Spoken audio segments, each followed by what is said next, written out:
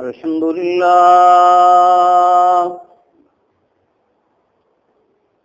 لله نحمده ونستعينه ونستغفره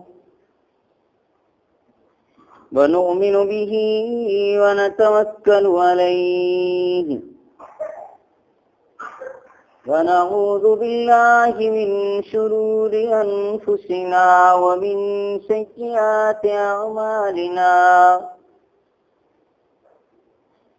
من يهده الله فلا مضل له ومن يضلله فلا هادي له وأشهد أن لا إله إلا الله وحده لا شريك له وأشهد أن محمدا عبده ورسوله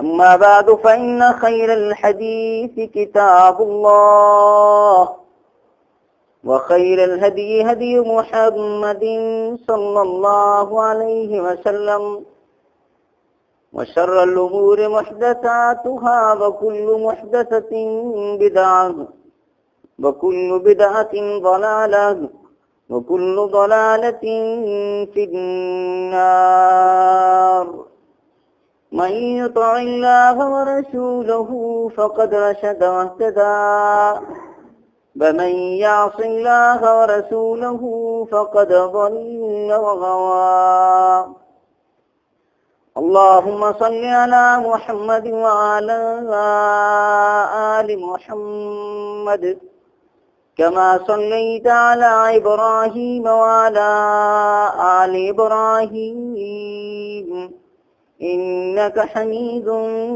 مجيد اللهم بارك على محمد وعلى آل محمد كما باركت على إبراهيم وعلى آل إبراهيم إنك حميد مجيد أعوذ بالله السميع العليم من الشيطان الرجيم بسم الله الرحمن الرحيم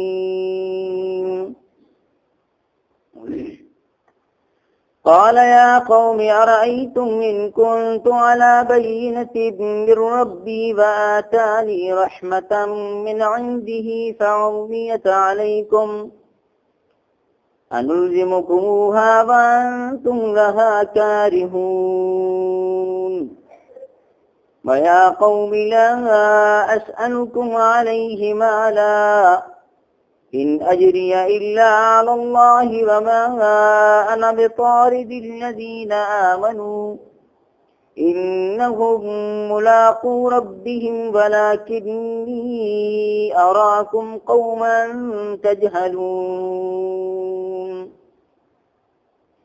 ويا قوم من ينصرني من الله إن طردتهم أفلا تذكرون ولا أقول لكم عندي خزائن الله ولا أعلم الغيب ولا أقول إني ملك ولا أقول للذين تزدري أعينكم لن يؤتيهم الله خيرا الله أعلم بما في أنفسهم إني إذا لمن الظالمين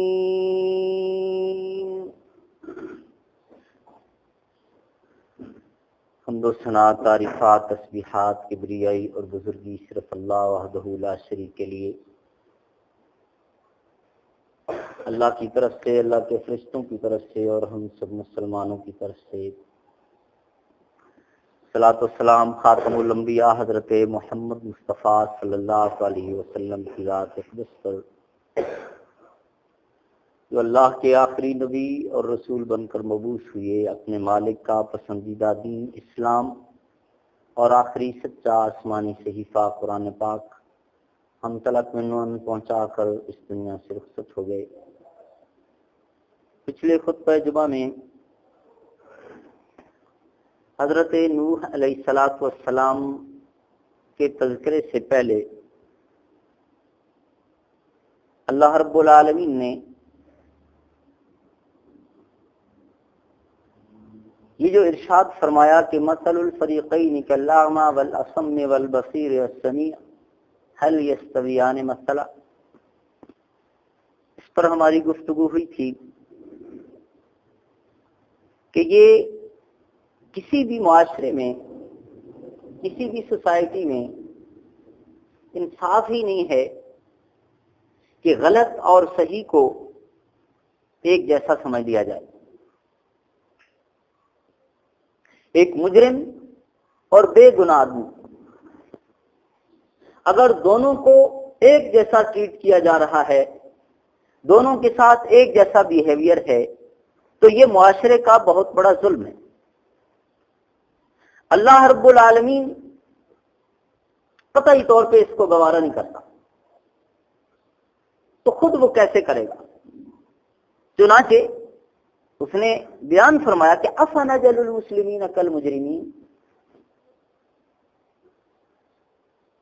جو شخص ہمہ وقت اپنے ہر کام میں، اپنی ہر ادا میں، اپنے ہر معاملے میں مفادات کو ایک طرف کر کے، مجبوریوں سے قطع نظر ہو کر صرف یہ دیکھے کہ میرا مالک وہ کیا فرماتا، اس کی ہدایات کے مطابق اس کے یہ سارے تصرفات ہوں، اور دوسرا شخص جس کو کبھی یہ پرواہ نہ ہوئی ہو کہ میرا رب مجھ سے کیا کہتا ہے، پیغمبر نے مجھے کیا سکھایا، میرے لیے کون سا کام جائز اور کون سا ناجائز ہے، شدر بے مہار ہو کر جو اس کے من میں آیا وہ کرتا چلا گیا۔ یہ دونوں کیسے برابر ہیں؟ ان دونوں کا انجام اللہ کیسے برابر کر دے گا؟ رات کو تہجد گزار اور فرائض سے بھی غافل رہنے والا، دونوں کا حشر ایک جیسا ہو جائے گا؟ ما لکم کیف تحکمون، تمہیں کیا ہو گیا؟ اللہ کے متعلق تم یہ سوچتے ہو اللہ کے برابر کر دے گا؟ یقیناً فرق ہوگا۔ تو مثال لے کر سمجھایا کہ جس طرح تمہیں ایک نابینا اور بینا برابر نہیں معلوم ہوتی، فرق کرتے ہو، اس کی چال سے ہی تمہیں پتہ چل جاتا ہے کہ اس کی آنکھیں ہیں اور اس کی نہیں، اللہ کو پتہ نہیں چلے گا۔ اس کے بعد حضرت نوح علیہ السلام کا قصہ شروع ہوتا ہے، اور یہ واقعہ اللہ تعالی نے کلام پاک میں کئی مقامات پہ بیان کیا۔ سورہ شعراء میں بھی ذرا قدر تفصیل سے، اور حضرت نوح علیہ السلام کا واقعہ اگرچہ وہاں جس طرح قوم سمود، قوم عاد، قوم مدین کا ذکر ہوا اس تفصیل سے نہیں، لیکن یہاں پر اللہ رب العالمین نے نوح علیہ السلام کے متعلق جو ارشاد فرمایا، وَلَقَدْ أَرْسَلْنَا نُوحًا إِلَىٰ قَوْمِهِ إِنِّي لَكُمْ نَذِيرٌ مُّبِينٌ۔ ان کو جب ہم نے نبوت رسالت دی، آرڈر کیا کہ میرا پیغام لوگوں تک پہنچاؤ، تو انہوں نے قوم کو فوراً ہماری بات پہنچائی اور کہا کہ دیکھو میں اللہ کا ایک نمائندہ بن کر تمہارے پاس آیا ہوں، جس مالک نے تمہیں پیدا کیا ہے وہ تم سے کیا پسند کرتا ہے، کیا ناپسند کرتا ہے، تمہیں اس نے یہ دنیاوی زندگی دی، کیوں دی، اب یہ زندگی تمہیں کس طرح گزارنی ہے، میری بات سنو، اللہ تعبدوا الا اللہ، سب سے پہلی بات کہ عبادت تمہاری، عبادت کا ہر گوشہ، ہر پہلو وہ صرف ایک اللہ کے لیے۔ اگر تم ایسا نہیں کرو گے تو پھر مجھے ڈر ہے کہیں اللہ تعالیٰ پکڑ نہ لے، مذاق اڑانے لگے فقال الملأ الذين كفروا من قومه ما نراك الا بشرا مثلنا وما نراك اتبعك الا الذين هم اراذلنا بادي الرأي. ہمارے جیسا انسان ہو کر نبی بن لو، تم نے اور ہم میں کیا فرق ہے؟ ہمیں بھوک لگتی ہے، تمہیں بھی لگتی ہے، پیاس، سردی، گرمی، بیماری، صحت، نیند، بیداری، یہ سب ہماری طرح ہو کر اب ہم تمہیں اپنا اتنا بڑا لیڈر اور اتنا بڑا مقام دے دیں، نہیں ہو سکتا. اور پھر تانا دے رہے، تم اپنے دیکھو ماننے والے معاشرے کے تھرڈ کلاس جو لوگ ہیں وہی صرف تمہارے ساتھ ہیں. تو اللہ رب العالمین نے اپنے پیغمبر حضرت محمد مصطفیٰ صلی اللہ علیہ وسلم کو عبداللہ ابن ام مکتوم کے واقعے پر بھی جو حکم ارشاد فرمایا تھا، اور یہ بھی بتانے کا مقصد یہاں پر وہی ہے کہ دیکھو سوسائٹی میں، معاشرے میں، آپ کے محلے میں، آپ کے آفس میں، آپ کے دنیاوی نظام میں چھوٹے اور بڑے کا کرائٹیریا تم نے جو بھی بنا رکھا ہے وہ تمہارا بنایا ہوا ہے. ہمارا کرائٹیریا، ہمارا میرٹ، ان اکرمکم عند اللہ اتقاکم. جو شخص جتنا اللہ کے قریب ہے اتنی ہی اس کی شان بڑی ہے. جو جتنا اپنے مالک کے ساتھ وفادار ہے اتنا ہی وہ بڑا آدمی ہے.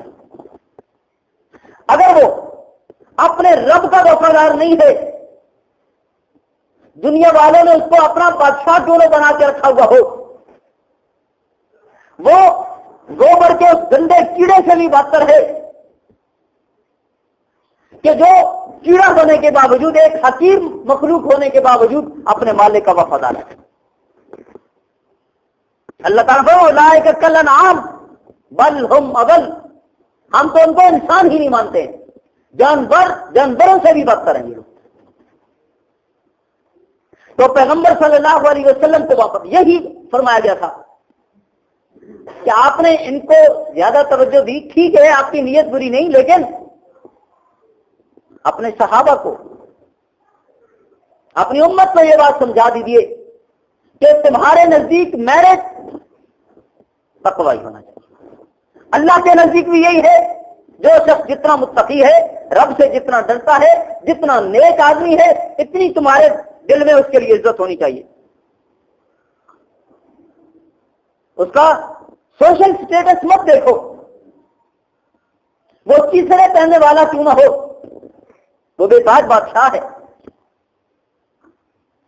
تو پیغمبر کو یہ لوگ تانا دینے لگے اور پھر کہیں گے وما نرى لكم علينا من فضل بل نظنكم كاذبين. جھوٹ مت بولو، تم لوگ جھوٹے لوگ. معاذ اللہ، معاذ اللہ. یعنی جھوٹ کا، کسی شخص کو جھوٹا کہنا کتنی بڑی گالی ہے، تہذیب سے کتنا گرا ہوا لفظ ہے. اور وہ اتنے بدبخت کہ اللہ کے نبی کو کہہ رہے قال یا قوم ارأيتم ان كنت على بينة من ربي وآتاني رحمة من عنده فعميت عليكم. ارے کیوں بدقسمتی منہ لے رہے ہو؟ تمہارے پاس اللہ تعالی کی طرف سے ایک واضح نشانی، واضح شریعت آ رہی ہو اور تم اپنی آنکھیں بند کر لو. تمہیں روشنی مل رہی ہو اور تم کو ہمیں نہیں چاہیے، تاریکی میں ہی رہنا چاہتے ہو، اندھیرے میں رہنا چاہتے ہو.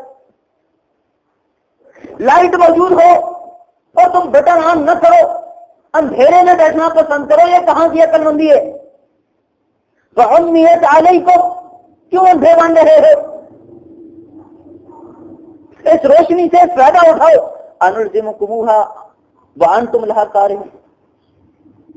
ہمیں کوئی مجبوری نہیں ہے، ہم زبردستی تمہیں نہیں دیں گے.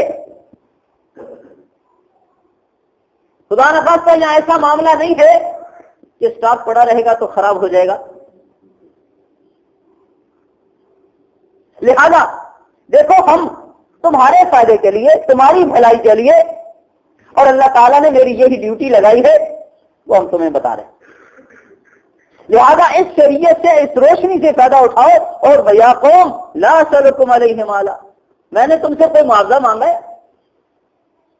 اگر اس کے بدلے میں تم سے کچھ مانگ رہا ہوں، پھر تو تمہارے دل میں یہ بات آ سکتی کہ اس کا اپنا لالچ ہے، ہم جتنا اس کو فالو کریں گے، جتنا اس کے پیچھے لگیں گے، جتنی بات مانیں گے، اتنا ہمیں اس کو پے کرنا پڑے گا۔ پھر تو بات سمجھ میں آتی تھی، جب میں تمہیں کہہ رہا ہوں مجھے کچھ نہیں چاہیے، ان نجریہ الا علی اللہ، مجھے جو کچھ بھی لینا ہے اپنے رب سے لینا ہے۔ وما انا بطارد الذین آمنوا، اور یہ جو تم تانے دے رہے ہو، کن چھوٹے چھوٹے غریب لوگوں کو تم نے ساتھ رکھا ہوا ہے، ہمیں ان کے ساتھ بیٹھتے ہوئے شرم آتی ہے، اپنی توہین سمجھتے ہو، تو یہ بھول جاؤ کہ میں تمہاری وجہ سے ان ایمان والے مخلص اپنے ساتھیوں کو پیچھے ہٹا دوں گا۔ اس کا مطلب تو پھر معاذ اللہ یہی ہوا نا کہ میں نے بھی معیار وہی دنیاوی اسٹیٹس بنا لیا، کہ جب یہ جو دنیا داری میں بڑا ہے، دولت زیادہ ہے، عہدہ بڑا ہے، کوئی اور دنیاوی نعمت اس کے پاس بڑی ہے، زیادہ ہے، اس کی خاطر میں غریب مومن کو پیچھے چھوڑ دوں، تو پھر معیار تو وہی بن گیا۔ میرا معیار وہی ہے جو مجھے اللہ نے دیا ہے، ان اکرمکم عند اللہ اتقاکم۔ مجھ سے عزت چاہیے، محبت چاہیے، اس کے لیے معیار ایمان ہے۔ اور یہ بات تمہیں نہیں بھولنی چاہیے کہ تم اور ہم سب اس مالک کے غلام ہیں، اس کی غلامی میں ہم سب برابر ہیں۔ جیسے وہ غلام ہے اسی طرح تم بھی غلام ہو، تو غلام غلام کے ساتھ بیٹھنا کیوں نہیں پسند کرتا ہے؟ 1 نمبر 2 نمبر 3 نمبر یہ تم اگر اپنے طور پہ بنا بھی لو، تمہارے پاس کیا پیمانہ ہے؟ یہ تو اللہ جانتا ہے کہ کون کتنا فیئر ہے، کتنا مخلص ہے، اور وہ کیونکہ اس کے معاملات عبادت، تقویٰ، اللہ کے ساتھ محبت اور اللہ کا خوف، یہ سب اللہ کے ساتھ معاملہ ہے، لہذا اس کا معیار یا یہ درجہ بندی خود اللہ کرے گا۔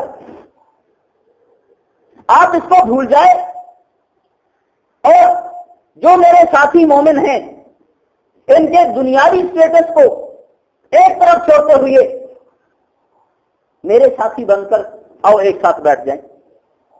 اس کے بعد فرمایا انہم ملاقو ربہم ولکنی اراکم قوما تجہلون، اگر تم اسی طرح رہے، اپنی ضد پر اڑے رہے کہ ہم ان چھوٹے غریب لوگوں کے ساتھ بیٹھنا پسند نہیں کرتے، یہ تمہاری بہت بڑی جہالت ہوگی،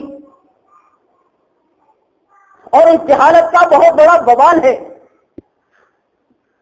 یہ شیطان کی طرف سے بہکاوا ہے، یہ کبر، یہ بڑا پن، یہ تمرد، یہ ہلاکت کی طرف لے جائے گا۔ فرمایا یا قوم من ینصرنی من اللہ ان طردتہم افلا تذکرون۔ چلے میرے ساتھ ایک اور بات کر لو، تمہیں یہ لوگ اچھے نہیں لگتے، یہ غریب فقیر مومن، تم کہتے ہیں ان کو چھوڑ دو، پھر ہم تمہارے ساتھ بیٹھنے کے لیے تیار۔ 1 منٹ کے لیے میں ان کو ہٹاتا ہوں، اس جرم کی وجہ سے اگر اللہ نے مجھے پکڑ لیا تو بتاؤ تم مجھے چھڑا لو گے؟ اگر یہ ضمانت دے دو، یہ یقین دہانی کروا دو مجھے کہ یہ جرم، اگر یہ جرم ہوا اور اللہ تعالیٰ نے میری گرفت کا فیصلہ کر لیا، وہاں اگر تم مجھے چھڑوا سکتے ہو، تمہیں کوئی صورت سمجھ آتی ہے، پھر اس پر غور کیا جا سکتا ہے۔ لیکن جب اس میں بھی تم بے بات ہو، پھر اپنا یہ مطالبہ چھوڑ دو۔ وَلَا أَقُولُ لَكُمْ عِنْدِي خَزَائِنُ اللَّهِ وَلَا أَعْلَمُ الْغَيْبَ وَلَا أَقُولُ إِنِّي مَلَكٌ۔ اب ان کے اندر جو بڑا پن آ گیا تھا اس کا رد حضرت نوح علیہ السلام ان الفاظ سے کریں، اور یہ الفاظ نبی کریم حضرت محمد مصطفیٰ صلی اللہ علیہ وسلم سے بھی، دیگر بھی کئی انبیاء کرام سے اللہ تعالیٰ نے کہلوائے۔ دیکھیے شرک جو ہے،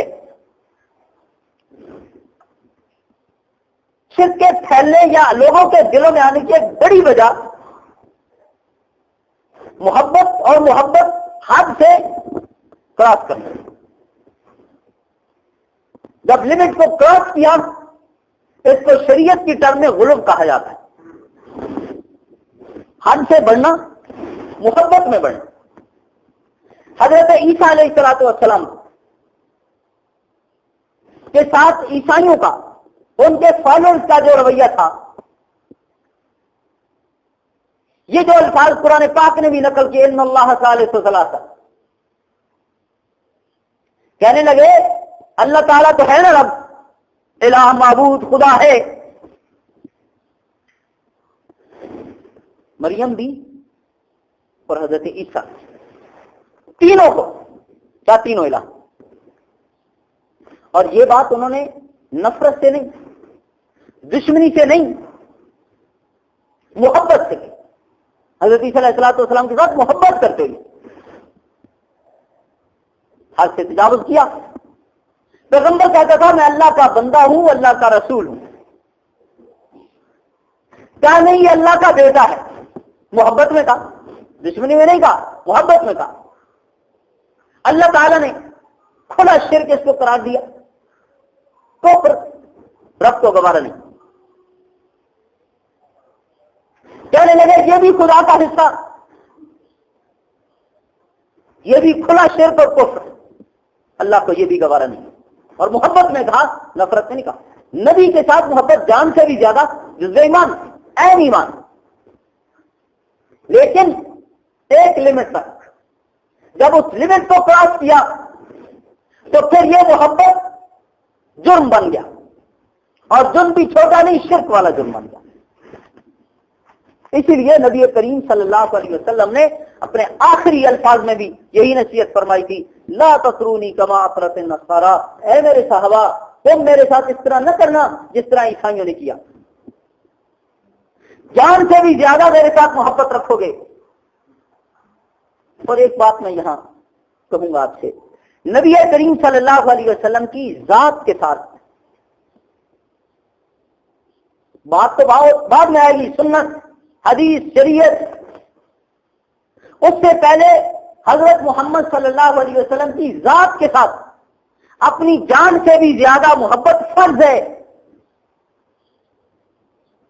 صحیح بخاری کا واقعہ، حضرت عمر فاروق کو نے کیا فرمایا؟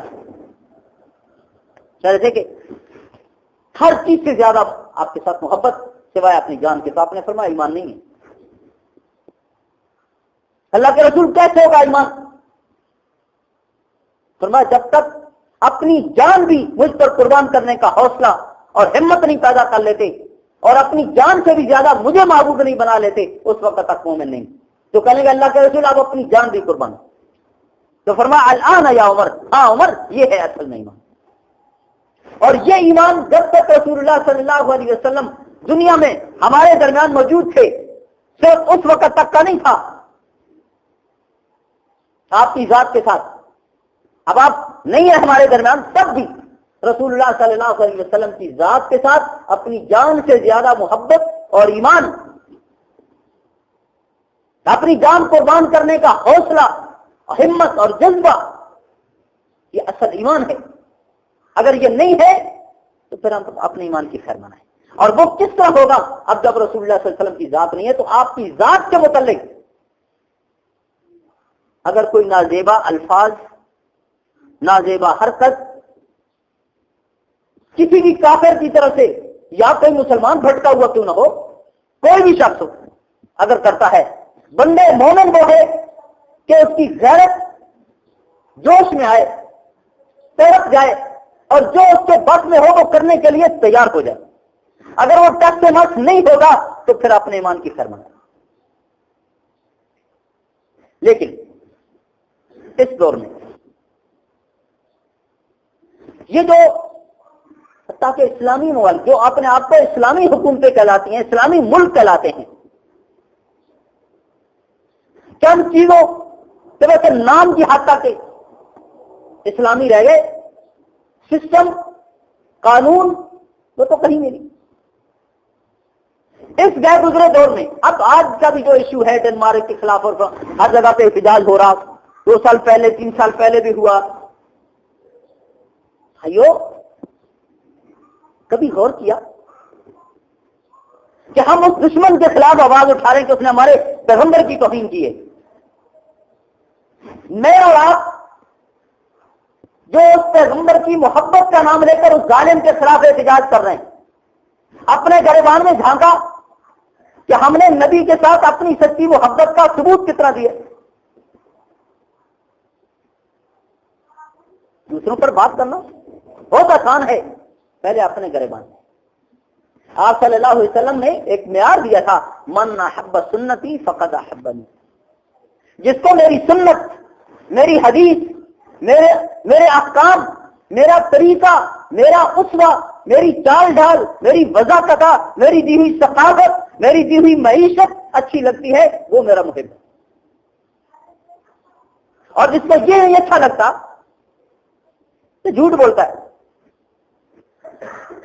کوئی محب نہیں ہے، نام نہاد عاشق رسول ہے۔ تو ضرورت اس بات کی ہے سب سے پہلے تو ہم اپنے اندر ایک اسپرٹ پیدا کریں، رسول کریم صلی اللہ علیہ وسلم کے ساتھ یہ محبت پیدا کریں کہ جہاں میرے پیغمبر کی کوئی حدیث آ جائے گی، جہاں آپ کی کوئی سنت آ جائے گی، جہاں آپ کا کوئی فرمان آ جائے گا، وہاں میرے کوئی مفادات نہیں ہوں گے، میرا کوئی لیڈر آڑے نہیں آئے گا، میرا کوئی اپنا اوپینین نہیں ہوگا، میرے اور کوئی اپنے مفادات نہیں ہوں گے، پھر سب سے مقدم رسول اللہ کی وہ شریعت، رسول اللہ کا وہ فرمان ہوگا۔ پہلا کرنے کا کام یہ ہے کہ ہم میں سے ہر شخص اپنے 5.5 فٹ کے وجود پہ رسول کریم صلی اللہ علیہ وسلم کی محبت کا ثبوت دے اور وہ نافذ کرے۔ دشمن نے ایک بہت بڑی پلان، یہ آج نہیں اس نے کیا ہے، بہت عرصہ پہلے سے وہ ورکنگ کر رہا تھا۔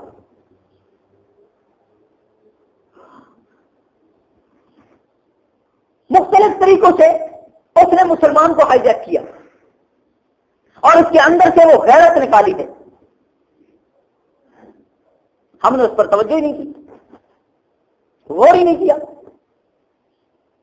اور تو اور اب دیکھیں بہت بڑا اہم فریضہ ایک ہے امر بالمعروف و نہی عن المنکر کا۔ نبی کریم صلی اللہ علیہ وسلم کی بہت ساری احادیث، اللہ تعالیٰ تمہاری دعا قبول کرنا چھوڑ دے گا اگر تم نے یہ امر بالمعروف و نہی عن المنکر چھوڑا۔ اور مسلمان امت کا امتیاز یہ ہے کہ وہ ہر شخص، ڈاکٹر ہو، انجینئر ہو، مولانا صاحب ہو، طالب علم ہو، استاد ہو، سیاستدان ہو، مستری مزدور ہو، ہر شخص مبلغ ہوتا ہے۔ اگر تم نے یہ چھوڑ دیا برکتیں نہیں ہوں گی، فقر آئے گا، غربت آئے گی، دشمن کا روب آئے گا۔ یہ ساری باتیں رسول کریم صلی اللہ علیہ وسلم نے سکھائی تھی، اور اپنی لاجک بھی ہماری کہتی ہے۔ لائن میں گھر ہیں، ایک گھر میں آگ لگی، اگر آپ اس کو نہیں بجھائیں گے تو کیا ہوگا؟ دوسرا، پھر تیسرا، پھر لائن میں سب جل جائیں گے۔ رسول اللہ صلی اللہ علیہ وسلم نے کشتی کی مثال دے کے سمجھایا تھا۔ لیکن بہرحال یہ ساری لاجک بھی مانتے ہیں، اس کے باوجود ہم نے یہ کتنا کام کیا اور خود اب اصول بنا دیے، تعلیمی اداروں میں بھی، جگہ جگہ پہ بھی ذاتی معاملات میں مداخلت نہیں، نو انٹرپشن ان پرسنل میٹرز۔ حتیٰ کہ استاد کو بھی اس سے بھی یہ حق چھین لیا کہ وہ بھی اپنے بچوں کو، اپنے طلباء کو ذاتی معاملات میں آپ مداخلت نہیں کرے، جو کورس ہم نے دے دیا بس یہ پڑھاؤ اور جاؤ، وہ جو چاہے کرتے رہے، ذاتی معاملات میں مداخلت۔ ایک سازش کے تحت کہ مسلمان کو مسلمان نہیں رہنے دینا ہے۔ جب تک ایک مسلمان پریکٹسنگ مسلم ہوتا ہے، عملی طور پر مسلمان ہوتا ہے، دشمن کے لیے یہ ایٹم بم سے بھی زیادہ خطرناک ہے۔ اس کا صرف یہ وجود اس کے لیے ایٹم بم سے زیادہ خطرناک ہے اور اچھی طرح جانتا ہے۔ جب اس وجود کے اندر وہ غیرت نہیں رہتی ہے، وہ عمل نہیں ہے، وہ اسپرٹ نہیں ہے، تو پھر یہ اور وہ برابر ہے، پھر اس کو کوئی ڈر نہیں لگتا ہے۔ اسی پر اس نے کام کیا اور ہمارے اندر سے یہ ساری چیزیں نکالی۔ تو میرا عرض کرنے کا مقصد یہ ہے کہ ہمیں اس طرف نظر ثانی کرنی ہے اپنا احتساب کرنا ہے کہ آخر دشمن کو جرأت کیسے ہوئی. تو آج نہیں ہوئی ہے، بہت پہلے سے اس نے ورکنگ کی ہے. ہم نے اپنی اصل ذمہ داریاں سب چھوڑ دی، ورنہ دشمن تو نبی کریم صلی اللہ علیہ وسلم نے فرمایا میرا معجزہ ہے، اللہ تعالیٰ کی طرف سے مجھے امتیاز ملا ہوا ہے کہ میں جہاں بیٹھا ہوں دشمن سینکڑوں میل دور بیٹھ کر مجھ سے لڑ رہا ہوتا ہے، ڈر رہا ہوتا ہے. اور یہی شان ایک مسلمان کی ہے جو آپ صلی اللہ علیہ وسلم کو ماننے والا ہو تو صحیح، نام نہاد کا کوئی وزن نہیں ہے. وَأَنْتُمُ الْأَعْلَوْنَ إِن كُنتُم مُؤْمِنِينَ، صرف کلمہ زبان سے پڑھ لیا نہیں، عملی طور پر جب مسلمان ہے تو پھر آپ کا غلبہ، آپ کی سلطنت، آپ کی عزت، آپ کی ترقی، آپ کا روب، آپ کا دبدبہ، آپ کا خوف دشمن پر ہوگا. جب ہم نے یہ چھوڑا تو دشمن کو یہ ضرورت ہوئی، آج ہماری غیرت کو للکار رہا ہے، اور ہم نے ابھی بھی عقل کے ناخن نہیں لیے، ابھی بھی نہیں سدھرے. کتنا ہم نے اس پر غور کیا کہ رسول اللہ صلی اللہ علیہ وسلم کی محبت کے نام پر ہم اس کے خلاف احتجاج تو کر رہے، اس کا اصل تقاضا کیا ہے، مجھے کرنا کیا چاہیے؟ صرف 1 گھنٹے 1.5 گھنٹے کے لیے جلوس نکال لیا، بیانات دے دی اور بس محبت ادا ہو گئی، محبت حق ادا ہو گیا. اپنے آپ کو نبی کریم صلی اللہ علیہ وسلم کا سچا محب ثابت کرنے کے لیے اپنے وجود پر رسول کریم صلی اللہ علیہ وسلم کی سنت کا نفاذ، پھر آپ نے اپنے سرکل میں، اور اس کے بعد دشمن کا اگر مقابلہ کرنا ہے تو دشمن کے ہر وار سے بچنے کے لیے پوری پلاننگ کرنی ہوگی، پورا ورک کرنا ہوگا. اور معیشت، اکانومی، یہ ریڑھ کی ہڈی ہے. غزوہ بدر انشاءاللہ تعالی ہمارے یہاں آئے گا تفسیر میں، ہم اس پر تفصیل سے بات کریں گے. غزوہ بدر کی سب سے بڑی وجہ یہ تھی دشمن کی معیشت کاٹنا. جب تک آپ کا دشمن معاشی طور پر مضبوط ہے تو طاقتور ہے. اگر دشمن کو مارنا چاہتے ہو تو اس کی معیشت کاٹ دو، جان سے مارنے کی ضرورت نہیں ہے، پاکستان جیسا حال کر دو، پھر جو چاہو اس سے منواتے رہو، اس پر آپ کی حکومت ہے. یہی کام وہاں کرنے کا ہے. ہم نے اپنی لگژریز نہیں چھوڑی، زبان کے چسکے نہیں چھوڑے، بن مارے گھی کی بنی ہوئی چیز اسپریڈ کے بغیر ہمارا ناشتہ نہیں ہوتا. اس کی جتنی بھی پروڈکشن ہیں آدھی ہو گئے، اب نہیں چھوڑ سکتے، وہ ہم نے نہیں کرنا ہے. تو برابر ہم سے کما رہا ہے، آپ نے کیا احتجاج کیا؟ اور پچھلی مرتبہ بھی جب احتجاج ہوا اربوں روپے کا نقصان اپنا کر دیا، احتجاج اس کے خلاف وہ تو خوش ہو رہا تھا، وہ تو یہی چاہتا تھا کہ اور کمزور ہو. تو میرے بھائیوں، عقل کے ناخن، اگر واقعتاً اس کو دشمن سمجھتے ہیں تو غور کریں کہ اس کو کیسے نقصان پہنچانا ہے. حکمران آپ کو نہیں جانے دیتے اس کے خلاف جہاد کے لیے، آپ نہیں جا سکتے، 100 مجبوریاں، نہیں نکل سکتے آپ کسی بھی طرح، ہر طرف سے پابندیاں، اور تو بہت سارے کام کر سکتے ہیں، اس کی پروڈکشن کا تو بائی کاٹ کر سکتے ہیں. اپنے وجود پر، اپنی پرسنل لائف میں تو رسول کریم صلی اللہ علیہ وسلم کی محبت اور آپ کی سنت کا نفاذ وہ تو کر سکتے ہیں، تو کریں، اللہ تعالیٰ اس کا بھی موقع دے گا. جب تک یہ نہیں ہے تو پھر اس کے مواقع مل بھی جائے گا تو پھر کیا کریں گے؟ پھر یہی ہوگا جیسے جہادی طریقے بھی کمرشل ہو گئی، اور وہ بھی کوئی ISI کے چھتری کے نیچے، کوئی کسی اور ایجنسی، بس ان کے اشاروں پر، پھر ان کا بھی جہاد نہیں ہوگا، وہ بھی ایک دکانداری ہوگی. تو عرض کرنے کا مقصد یہ ہے کہ یہ بلا شبہ ایک حد تک ہم کہتے ہیں کہ بہت اچھی بات ہے کہ مسلمان کے دل میں قدر ہو اور پیغمبر کے خلاف یا اسلام کے خلاف کہیں کوئی حرکت ہو تو تڑپ جائے، لیکن صرف اتنا کافی نہیں ہے، بڑی عقل مندی کی ضرورت ہے، بڑے طریقے کے ساتھ. دیکھیں، ہوائی جہاز کو گرانے کے لیے توپیں بنائی ہوئی ہیں، اس پر جب ٹریننگ کروائی جاتی ہے، کمانڈر پیچھے سے بتا رہا ہوتا ہے کہ جہاز آپ کے رائٹ سائڈ سے آ رہا ہے، لیفٹ سائڈ سے آ رہا ہے دشمن کا، اور اس کی سپیڈ یہ ہے. یہاں جس بندے کی ڈیوٹی ہوتی ہے سپیڈ اپنی گن کی سیٹ کرنے کی، اس کو ایک فارمولا دیا ہوا ہوتا ہے. اس نے کہا جہاز 1000 کلومیٹر فی گھنٹہ کی رفتار سے آ رہا ہے، اس نے بھی یہاں گن کے اوپر 1000 سیٹ کر لیا. یہ جب یہاں سے فائر کرے گا جہاز تو آگے نکل چکا ہوگا، وہ تو چل ہی رہا ہے نا. آپ کو یہ بھی تو فاصلہ چاہیے نیچے سے وہاں تک پہنچنے کا. آپ کی گن کی بھی وہی سپیڈ ہے، تو وہاں فارمولا یہ بتایا ہوا کہ نہیں آپ کی سپیڈ زیادہ ہوگی. جب آپ کی سپیڈ زیادہ ہوگی آپ کا فائر وہاں پہنچے گا، جہاز اس وقت وہاں پہنچ تب آپ ہٹ کر سکیں گے. آپ کی بھی اتنی سپیڈ ہے تو پھر آپ کیسے اس کا مقابلہ کریں گے؟ آپ کو اس سے اپنی سپیڈ بڑھانی ہے. دشمن سے زیادہ آپ کو عقل مند بننا ہے، دشمن سے زیادہ آپ کو اپنی پلاننگ زیادہ کرنی ہے، دشمن سے زیادہ آپ کو الرٹ رہنے کی ضرورت ہے، اور سب سے زیادہ سب سے پہلے اپنے دل کے اندر ایمانی غیرت پیدا کرنے کی ضرورت ہے. فتح ہوتی ہے اللہ کی مدد سے، کبھی اسلحے کی زور پہ نہیں ہوا. آپ دیکھ لیجئے جتنے بھی غزوات سب میں مسلمانوں کی تعداد کہیں زیادہ کم رہی، اس کے باوجود فاتح ہوئے تو وہ صرف اس بنیاد پہ کہ اللہ کی مدد ساتھ ہوتی تھی. اور اللہ کی مدد کے لیے ایک ہی شرط ہے کہ آپ بالکل مخلص اور سیدھے سچے مسلمان ہوں گے. آپ کے مفادات کچھ ہو، آپ کا منہج ٹھیک نہ ہو، آپ دوسروں کے اشاروں پر، تو پھر کوئی برکت نہیں ہوگی. پھر 100 سال اور بھی لگے رہیں پھر بھی تصویر ہندوؤں کے پاس ہی رہے گا. تو اللہ رب العالمین ہم سب کو صحیح معنوں میں اپنے پیغمبر صلی اللہ علیہ وسلم کا محب بنائے، اور اپنے دشمن کو پہچاننے اور اس کے خلاف وہ تعدیلی کارروائی اور وہ اقدامات کرنے کی اللہ تعالیٰ میں ہمت اور توفیق دے دے جو واقعتاً اس کے لیے نقصان دہ ثابت ہوں، اور اللہ تعالیٰ ہمیں اسلام کا غلبہ اپنی آنکھوں سے دکھائے. وما علینا الا البلاغ.